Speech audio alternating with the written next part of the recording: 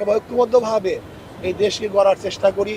এই দেশে সবাই আমরা থাকব, কেউ আমাদের শত্রু নই, আমরা কেউ কারো শত্রু নেই, আমরা সবাই সবার বন্ধু। আপুষে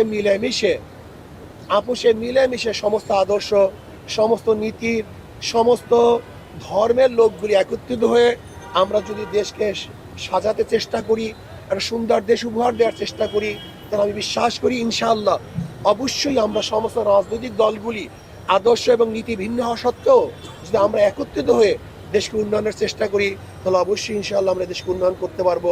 আল্লাহ আমাকে এবং আমাদের সবাইকে এই দেশের কল্যাণের জন্য, দেশের ভালোর জন্য সবাইকে একত্রিত হয়ে কাজ করার তৌফিক দান করেন। এবং আমি অনুরোধ করব আমাদের বেগম খালেদা জিয়ার জন্য আমরা আল্লাহর কাছে দোয়া করব। আমি একটু দোয়া করি, আল্লাহুম্মা আমিন।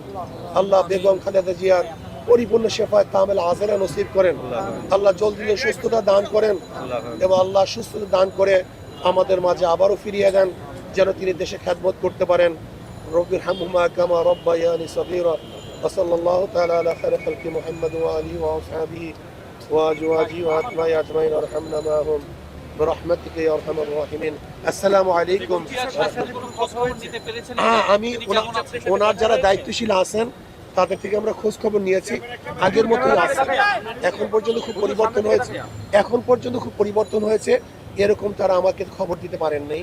ওনার আগের মতোই আছেন। আশা করা যে ইনশাআল্লাহ যে আল্লাহ পাক কবুল করে তিনি ইনশাআল্লাহ তাকে সুস্থ করতে পারেন। আপনি কি দেখতে পেরেছেন? না, আমরা সেখানে যেতে পারি নাই।